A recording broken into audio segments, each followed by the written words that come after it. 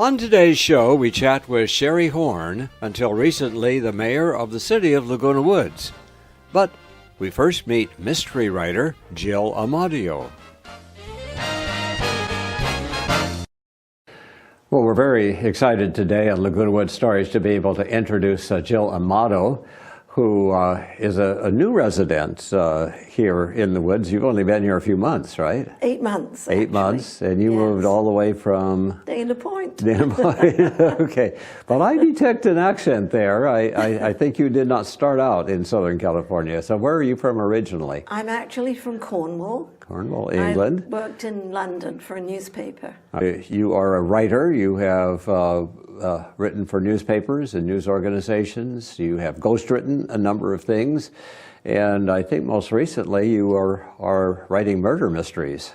Yes, I am, and they're set on Balboa Island. Oh, okay. I used to live there. Many years later, I decided to write a mystery series, traditional, like Agatha Christie. Mm-hmm.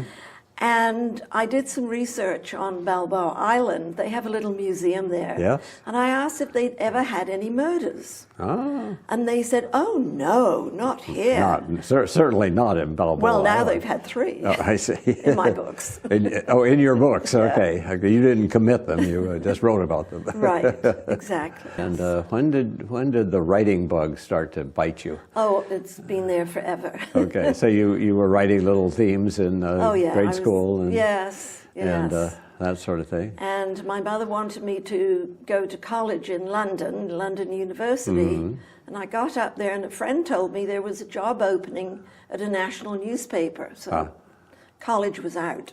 You can't teach the gift of writing, I think. The talent. Interesting. And it is a gift. You're born with it. Did you have writers in your family, or what were the early influences? Yes. No, not really. You worked for a while in London, and then... I did, and then I met an American who was being sent there on assignment, mm-hmm. and a year later he was sent to Spain. I see. And he proposed, and we got married in Spain and lived there. Had 2 children there. And that was Madrid, was it? It was Madrid. Uh-huh. And while I was there, they were, David Lean, the director, was filming Dr. Zhivago. One of the best directors ever. I know, a dear man. And I went out to the set, mm-hmm. just outside. Covering it for your newspaper? Yes. And he looked at me and he said, you've got a nice cheeky face. I have a spot for you in the movie. Really? And I said, just like that? No, I'm here to interview you. And he said, well, would you mind? It won't take long. It only pays $25. I said, that would be fun. Yeah. So he put me on the set in this little cubby hole. Mm-hmm. And it was when Omar Sharif was coming, Zhivago, mm-hmm. was coming home, and the house was full of peasants. Now, we, of course, all assumed that it was filmed in Russia, which no. was not. Well, the snow scenes were done in Finland. No kidding? Yes, those beautiful snow scenes. So I'm on the set, and I've been given a line to say, and here comes Omar Sharif looking at me. Oh, my. Because he's really annoyed that we're all over the house, you know. Oh.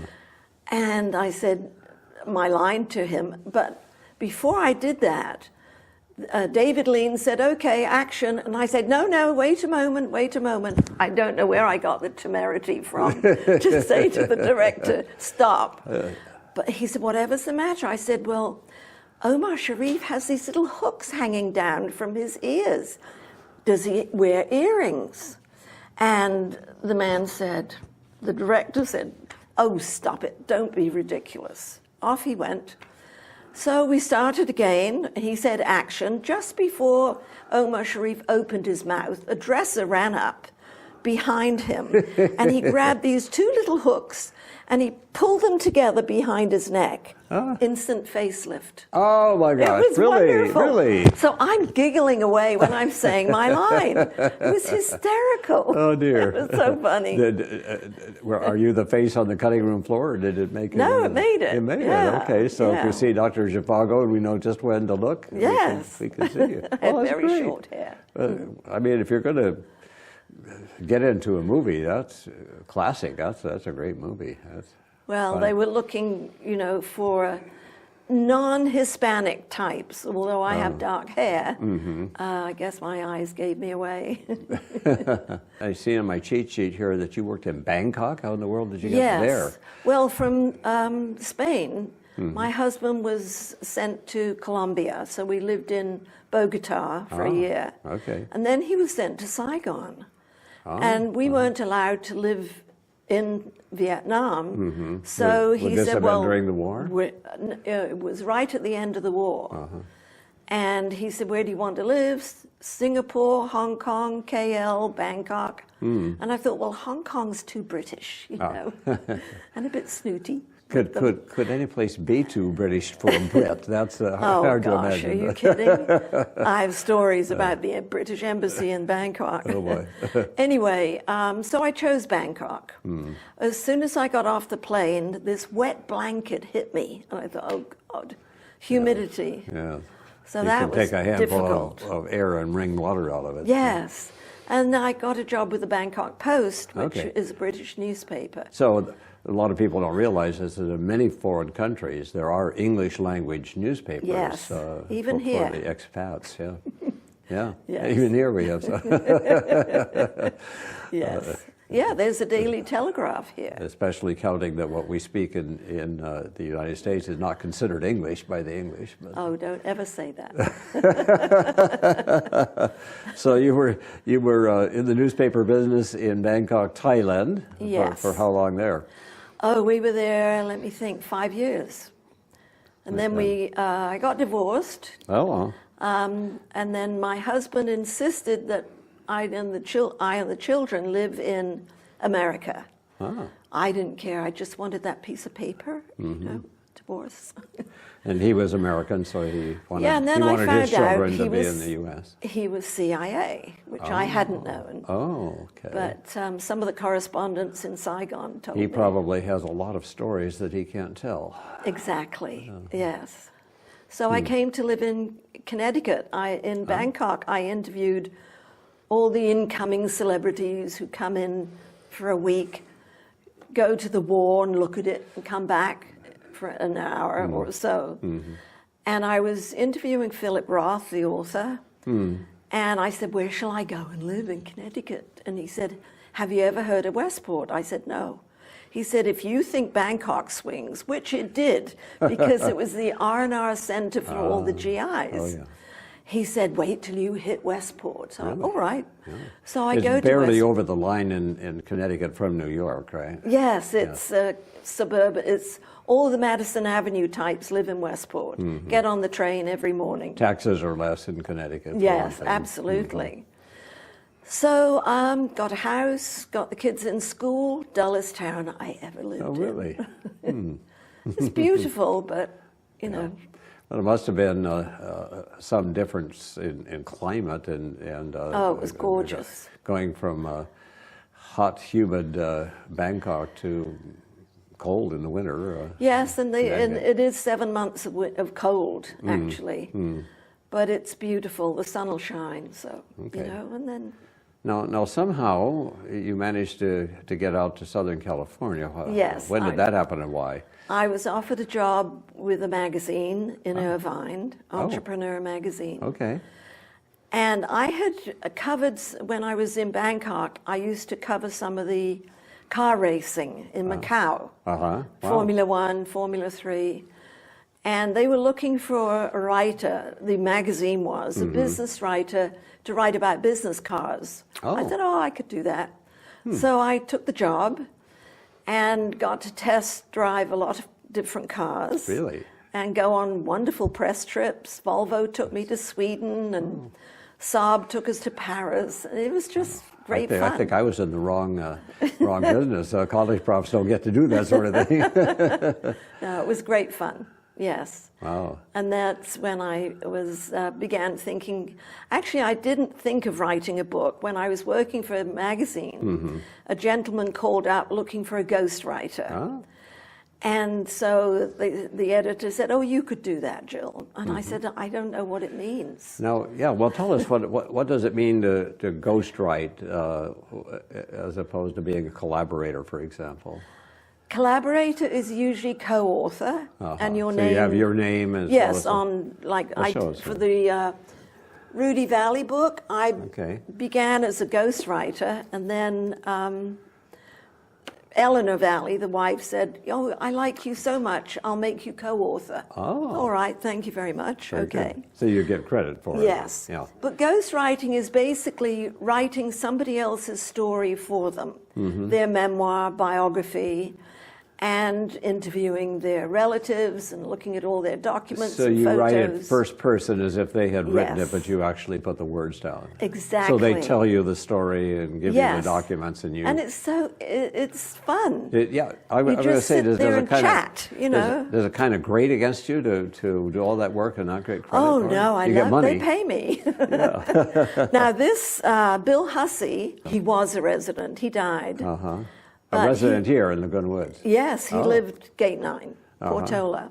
Okay. And he heard about me, referred, and he was a U.S. ambassador in several small countries that were just opening up. Wow. They were being born.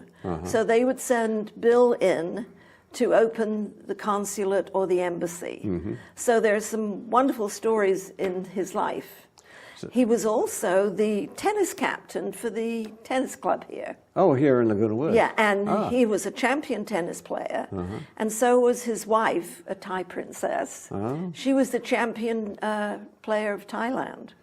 So you got to meet these people, get acquainted with them in detail, and write their story. I do. I do research for them. They tell me where they were born, and I find out much more about their little Italian village, for instance, than they'd ever known.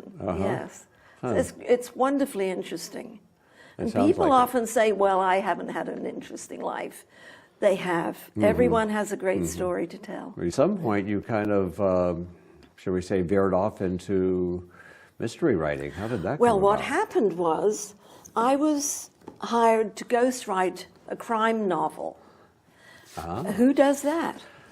Now that does seem strange. A ghostwrite a crime. So was this the perpetrator of the crime that hired you to write the story, or a victim, or? Well, she was referred to me by Mrs. Eleanor Valley. Okay. And Rudy Valley. so I went up to meet with her in Bel Air. And I said, "So you want me to write your novel for you?" And she said, "Oh, yes." She said, "I've got the plot all sorted out and the characters." I see. I thought, okay, fine. I said, "What about the crime?" She said, no, we're not doing any crimes. So she told me the plot. It was very boring. I said, "Let's throw in a couple of murders to spice it up." And she said, "Well, all right, how many shall we have?" So she really got into the swing of it. Okay. And but she kept popping off to Belize and Paris and all over the place. And basically, she said, "Write whatever you like, but there must be my 3 daughters in it, my 6 husbands, and my 6 lovers." Okay. I said, no. I said, "I'll take 3 husbands, 2 lovers, and 2 daughters. That's it."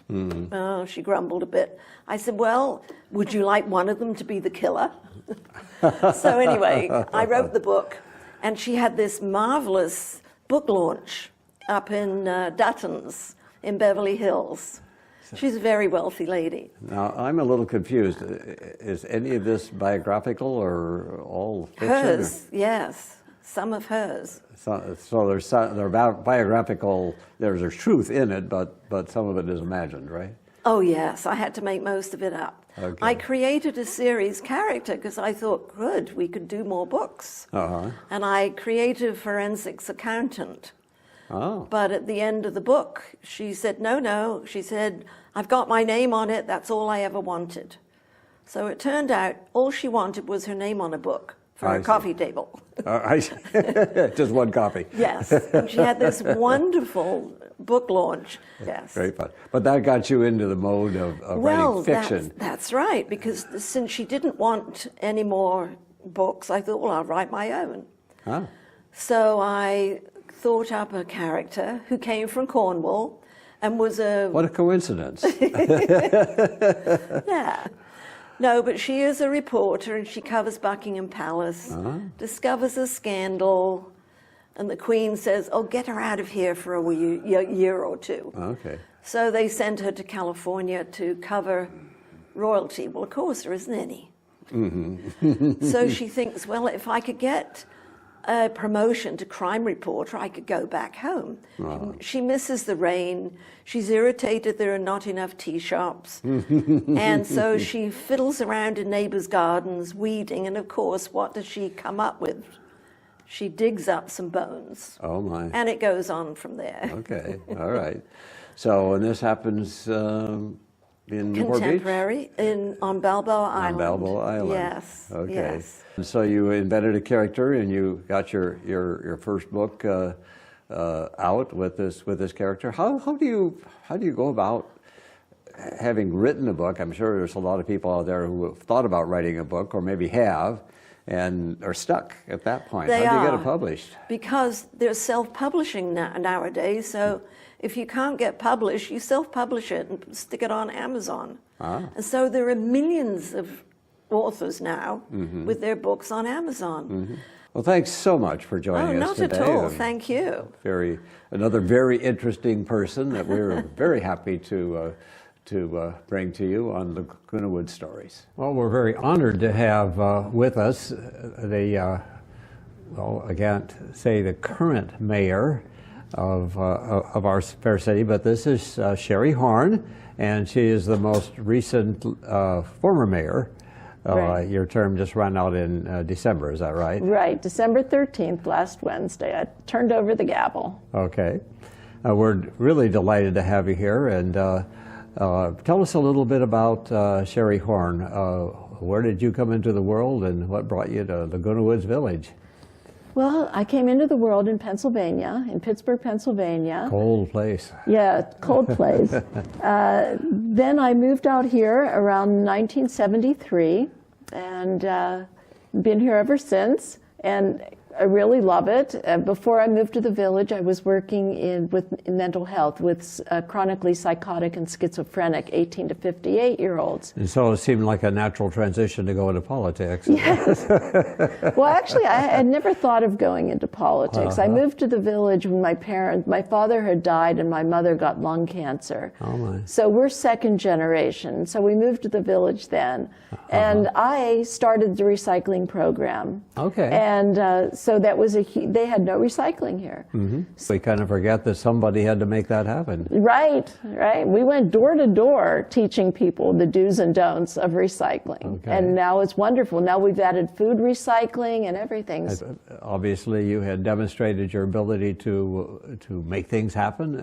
How did you get involved in politics here? One of the guys on the city council was not going to run again. And so he said, well, why don't you give it a shot? And so I did, and it's been wonderful. It's really been so rewarding. Now, I understand that the job of mayor is not an elected position. You get elected to the city council, and then you kind of rotate the position of mayor? We rotate, but it is elected. You have to be elected by the rest of your council. Because there are times that people get passed over. In fact, the council member that left the council had been passed over. And so it does happen, but I like when it just rotates. And we're all such colleagues. We're friendly. We like each other. We don't get to spend much time with each other in between meetings, but we are able to talk and work out issues and usually come to unanimous votes. Now, how many people are on the city council? 5. Okay, so small enough group you'll know each other. Right. So it will be interesting to see who gets elected in 2018. Now, it's a 4-year term on the council, you Right. Know? Okay, and there's term as 5 mayor of us. Is 1 year. 1 year. So it happens that somebody may not get reelected, and someone will get to, like Cynthia Connors is now mayor pro tem. She's already been mayor twice, but now she's in line to be mayor pro tem next year. Okay, I see. So, what are, you know, we have so many layers of government here, and of course we have GRF here in the village, and I understand that there are people who live in the city of Laguna Woods who do not live in the Laguna Woods Village. That's right. We have the Regency and Whispering Fountains and Las Palmas and the San Sebastian, about 1,000 units outside of Laguna Woods Village. All right. So the city is actually larger, and of course the city includes real estate that's not in the village as well. Right, we have the commercial areas, but all the vacant land that you see is GRFs. The city has no land, but we have all the commercial areas outside. We have where Mother's Market and CVS is, and we have the Home Depot Center. We have the community center, all the stores and down there. We have where the Subway and Jack in the Box is, and the dog park. Okay, that all is part of the city of Laguna Woods. Yes. Yeah, and with all these layers, I guess the housing mutuals, if you live here in the village, and then GRF in the village, and then the city, and then the county and the state and the federal government, and I think there are special districts for water and education and that sort of thing. That's right. So what of all of this falls to the city to administer? The city administers state building codes. We interact, we sit on boards. I'm a trustee for vector control. Noel Hatch is a trustee with the fire department. We sit on county organizations like the Watershed, Orange County Parks, the Coastal Greenbelt, and the Orange County Public Library. Those are committees that we're assigned to as city council duties. But there's hundreds, maybe thousands of other councils, committees, and commissions that exist for any of your interests. Anything you're interested in, you can get as involved as you want to. Then the longer you're on there, the more things you get involved in that enhance the city, but aren't directly assigned by the city. So when you lose a person, you lose all the things that they've been involved with off the council. Yeah. So these are what you've been talking about are things that the city is involved with, but not just our city. We have input into all of these other entities. Exactly. There are 34 people on each board of trustees because there's 34 cities in Orange County. So each city would be represented at like vector control, which is one of those special districts. So we have influence, but we don't have the total say of things like vector control. Right. We have a seat at the table. Now I understand that the city we do not have our own police force, so we contract with the county? Right. How does that work? The county provides sheriff services for all the cities down here. And Sheriff Hutchins is the chief right now, and the Orange County Board of Supervisors determines their fee. And in fact, we're working very hard right now with the other cities down here because sheriff's costs have gone up quite a bit. And we're working to see if we can maybe share lieutenants or things like that that would reduce the costs for small cities. Because you get a city like Mission Viejo is as big as three of like us and Aliso Viejo and Laguna Hills. They have one lieutenant and maybe one sergeant. So why should a little city like ours have their own lieutenant and sergeant? We could share one. I see. To try to. Yeah. So we're working with them to try to lower.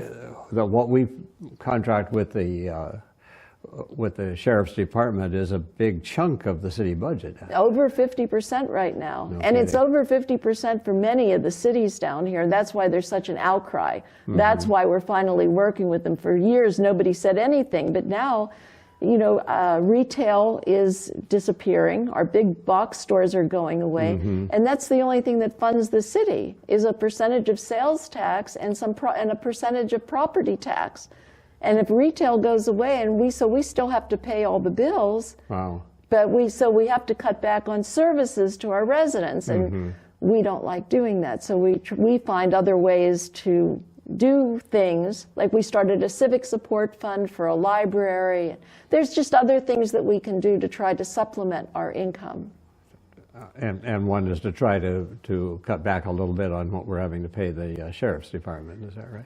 Unfortunately, we can't cut back on what we pay the sheriff's department. We don't determine that. Right. We don't determine that. And there's no oversight board right now. Oh. So they tell us how much we owe and we pay it. We pay it. Seems a little unfair. It does seem a little unfair, and that's why we've gotten together and we've hired like Matrix Consulting. Mission Viejo is taking the lead, and our city managers, and they're looking at the contract to see where we can find efficiencies. Sherry, in your time with the City Council, especially this last year as mayor, what do you feel like some of your accomplishments have been? Some of my favorite things were what people brought me. Some women brought the issue from the UN, a treaty called CEDAW, the Convention for the Elimination of Discrimination Against Women. The United States was one of the countries, one of the very few countries that did not sign on to that. So they're doing a cities for CEDAW. And getting my council to support that, I'm very proud of that. I'm very proud, too, that we were one of the very founding members of a group that's fighting against the storage of all the nuclear waste from San Onofre. When San Onofre closed down, they decided to leave all their waste here forever, buried under the bluffs. That's 20 miles from here. It's incredibly dangerous. The canisters that they want to put it in are just 5/8 thick stainless steel canisters that leak gamma radiation, so it has to be buried in concrete. But it's not a safe plan. So 13 cities got their councils to support resolutions trying to amend the Nuclear Regulatory Act, and we wrote supporting letters because this year Darrell Issa has a bill in Congress to create interim storage. The Nuclear Regulatory Act created permanent storage areas, but Yucca Mountain is not sufficient, and the other one is not sufficient for military waste. So I was excited about that, and excited about the climate one. When our country pulled out of the Paris Climate Accord, our city council decided to stay in, and that's what led to being part of the C40 cities and going to that climate summit. We're also part now, we passed a resolution in support of the ADL, the Anti-Defamation League, to stand against hatred, bigotry, and racism. And so we became part of the U.S. Conference of Mayors.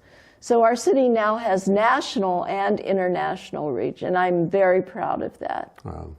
Well, we're very fortunate to have you representing us in the city. And even though you're no longer mayor, you are still on the council. And if people have ideas, they can get in touch with you. How? They can either contact me at the city, or they can call me. They can, I'm on Facebook, Twitter, email, next door. I'm available. I'm in the phone book, and I'm open. I'm happy to talk to residents. That's where the best ideas come from. Good to hear. Thank you very much, Sherry Horn. Thank you.